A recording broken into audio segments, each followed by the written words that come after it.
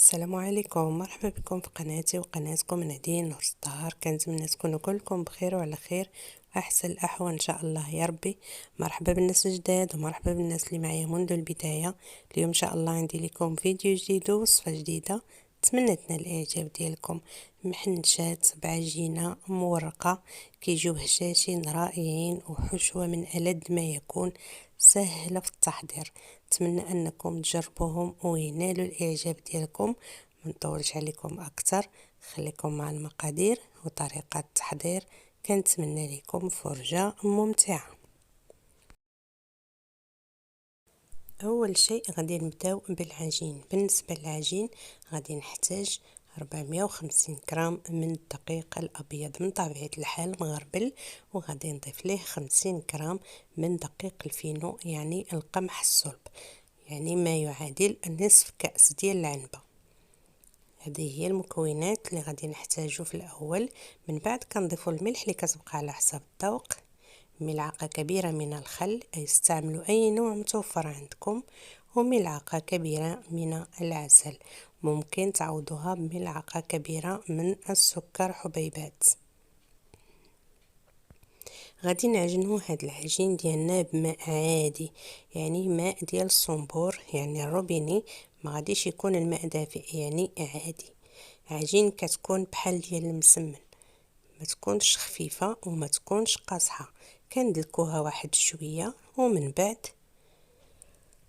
غادي ناخد بلاستيك غذائي كيف ما تشوفوا معايا، غادي نوضع فيه قليل من الزيت، وغنوضع العجين ديالي ونخليها ترتاح اطول مده ممكنه.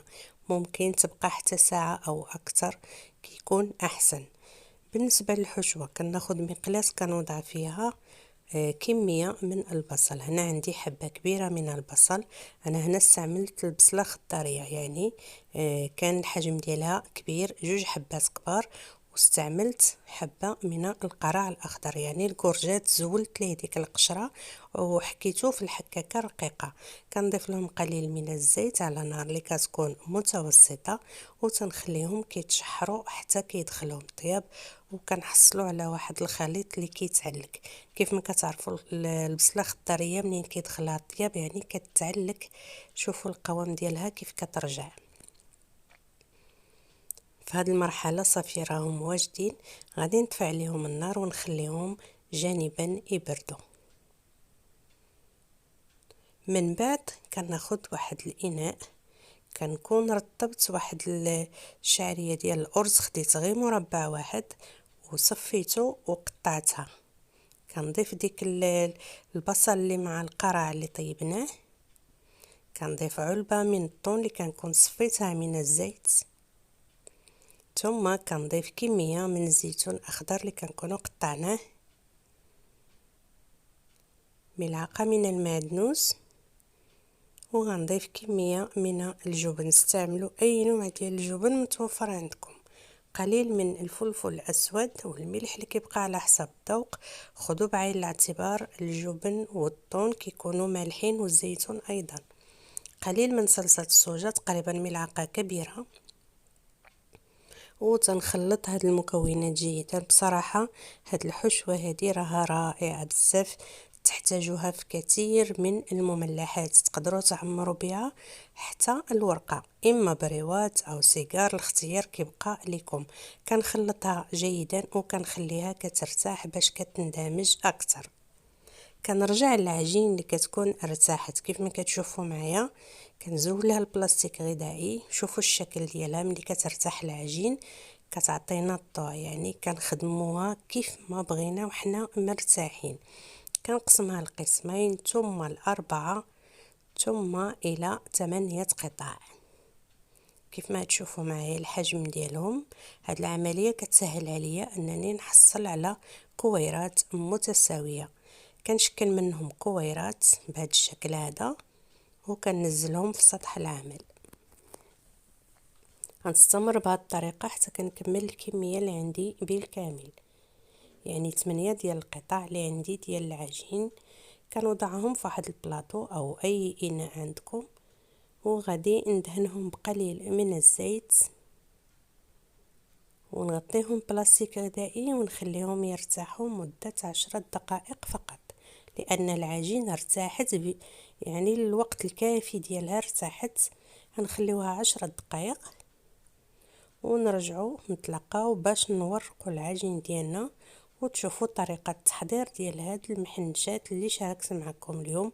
راهم كيجيو رائعين، نتمنى انكم تجربوهم. من بعد كناخد اول قطعة على سطح العمل بقليل من الزيت، كنحاول انني نورقها بهذا الشكل كيف ما كتشوفوا معايا. يعني العجين مرتاحة كتسهل علينا العملية. من بعد كندهنها بقليل من زبدة التوريق، ممكن تستعملوا زبدة المارغرين اللي كنكونوا ذوبناها. وكنطوي العجين ديالي بحال اللي كنحضر المسمن، يعني ديك الطويه اللي كنديروا المسمن عادي، وكنخليها جانبا. وكناخذ كره اخرى من العجين كنطلقوها على سطح العمل، كنورقوها مزيان وكندهنوها بالزبده وكنطويوها على شكل مسمن. غنستمر بهذه الطريقه هذه حتى نكمل الكميه اللي عندي كلها ديال العجين. من بعد ما كنكملوهم بهذا الشكل هذا كيف ما كتشوفوا معايا، غادي نغطيهم بلاستيك غذائي ونخليهم يرتاحوا ربع ساعه، يعني 15 دقيقه. من بعد كناخذ القطعه الاولى اللي كنا ورقناها وتنبدا نطلقها على سطح العمل غير باليد ديالي على هذا الشكل هذا، يعني مستطيل. كنزول دوك الجوانب كنقادوه مزيان، ومن بعد غادي نقسمها الى قسمين كيف ما كتشوفوا معايا بهذا الشكل. وغادي ناخذوا الحشوه اللي كنا حضرنا وتنوضعها في الوسط بهذا الشكل هذا كيف ما كتشوفوا معايا. يعني الطريقه سهله ولكن النتيجه رائعه. كنوضعوا الحشوه في الوسط وغادي نجمعوا العجين ديالنا بالشكل اللي غتشوفوا معايا. يعني كنطوي الجزء الاول ديال العجين بهذا الشكل هذا وكنرجع عليه الجهه الاخرى، وتنحاول اني نقرص في ديك المكان فين كيلتقي الطرفين وكنقلبوه كيكون في الاسفل، وكنسدو دوك الجوانب. ضروري انكم تسدوهم باش الحشوه ما تخرجش لكم كيف ما كتشوفوا معايا. وتنلويها حتى كنحصل على محنشه بهذا الشكل هذا، كيجيو رائعين ومقرمشين ولذاذين.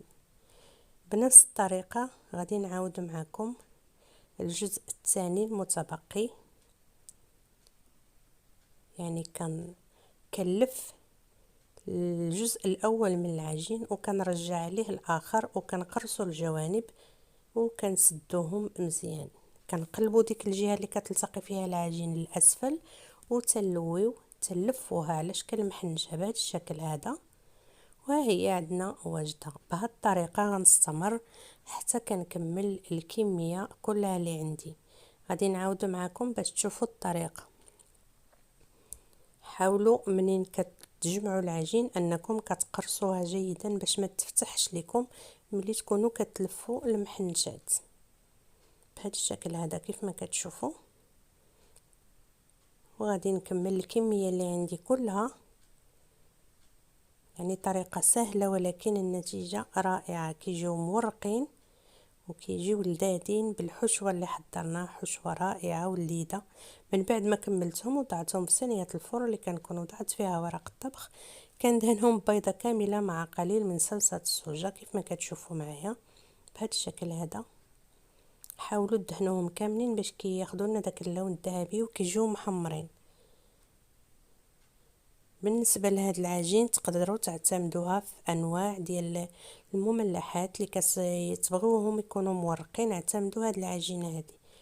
من بعد كناخذ قليل من الزنجلان وكنزين به من فوق. في هذا الاثناء الفرن كيكون كيسخن على 180 درجه، ضروري يكون كيسخن قبل ما ندخلوا لهم هاد المحنشات هادو.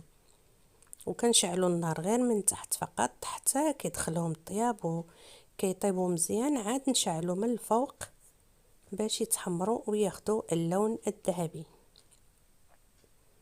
غادي ندخلوهم الفرن ونرجعوا نتلاقاو باش تشوفوا الشكل ديالهم.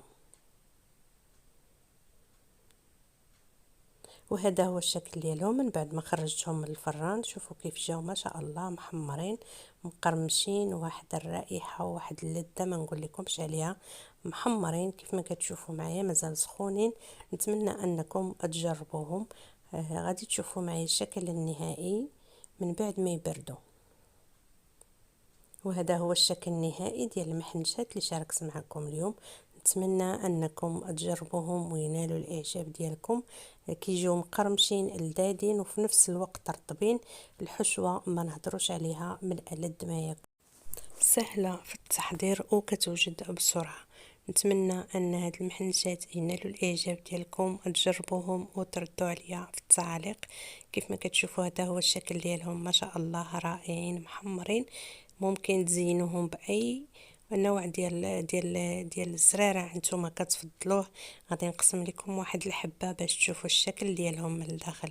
كيجيو رائعين مقرمشين وفي نفس الوقت هشاش كيف ما كتشوفوا معايا. يعني طريقة سهلة ولكن النتيجة رائعة. نتمنى انكم تجربوهم.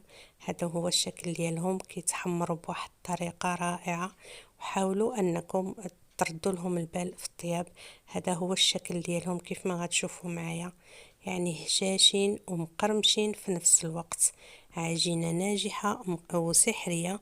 كيف ما ذكرت لكم تقدروا تعتمدوها. كيف ما كتشوفوا معايا غادي نقسم لكم حبة.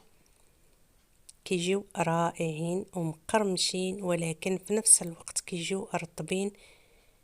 لو وصلتوا معايا حتى لهنا ما تنساوش من اللايك ديال الفيديو، ما تنساوش بارطاجيو الفيديو مع الاهل والاحباب باش تعمل فائده ويستافد الجميع، وفعلوا الجرس باش توصلوا بكل ما هو جديد. شكرا لكم على تشجيعكم ودعمكم. شكرا على كلامكم الطيب وقلوبكم الطيبه. شكرا كل واحد خدا من وقته باش يشوف الفيديو. استودعكم في حفظ الله الذي لا تضيع ودائعه. دمتم سالمين والسلام عليكم.